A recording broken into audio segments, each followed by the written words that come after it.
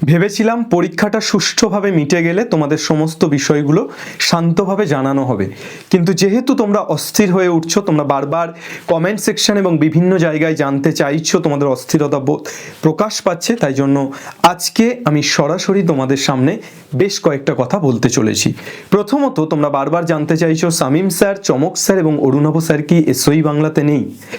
আমার উত্তর না, নেই। এবার কেন নেই, কি কারণে নেই, আমার সাথে কি সমস্যা হয়েছে, এসওই বাংলা কি তাদেরকে বের করে দিয়েছে, না তারা বেরিয়ে গেছে, এই সমস্ত বিষয় জানার আগ্রহ থাকাও তোমাদের উচিত নয়, এবং এই সমস্ত বিষয় জেনেও তোমাদের কোনো লাভ নেই। তোমরা প্রত্যেকটা টিচারকে সম্মান করো, এটুকুই আমি চাই। প্রত্যেকটা টিচার তাদের ভিন্ন মতামত হতে পারে, আদর্শের জায়গা ভিন্ন হতে পারে, কিন্তু তারা তোমাদের জন্য ভাবছে, তোমাদের জন্য কাজ করছে।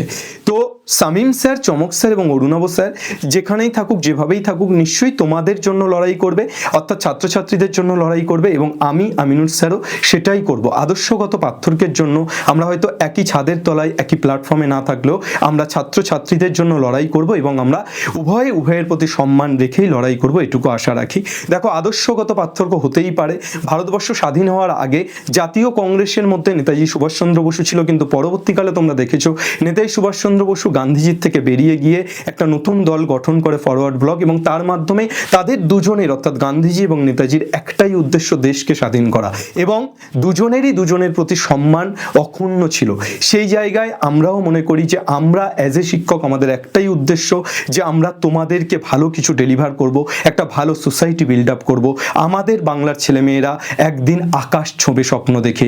তার জন্য আমি আমার মতো এসওই বাংলা প্ল্যাটফর্ম দিয়ে এবং এসওই বাংলা প্ল্যাটফর্মে বাকি যে সমস্ত টিচাররা আছে তারা তাদের মতো করে তোমাদের পাশে থাকার চেষ্টা করবে, এবং যারা বেরিয়ে গেছেন তারা তাদের মতো করে, বা যারা বাইরে থেকে ক্লাস নেবেন তারা তাদের মতো করে তোমাদের পাশে নিশ্চয়ই থাকার চেষ্টা করবেন। সুতরাং এগুলো নিয়ে তোমরা প্লিজ খুনসুটি করো না, গসিপ করো না, এগুলো নিয়ে মাতামাতি করো না। তোমাদের সামনে কেমিস্ট্রি পরীক্ষা আছে, সেটা খুব ভালো করে দাও, তোমাদের জীবনের লক্ষ্য, জীবনের স্বপ্নটাকে বাস্তবায়িত করার দিকে এগিয়ে যাও।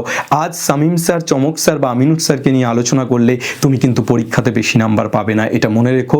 তোমার উদ্দেশ্য পরীক্ষাতে বেশি নাম্বার পাওয়া, তোমার উদ্দেশ্য ভালো মানুষ হওয়া, তোমার উদ্দেশ্য কিন্তু কোন স্যার কি করলো সেটা নিয়ে আলোচনা করা নয়। থ্যাংক ইউ, ভালো থেকো সকলে।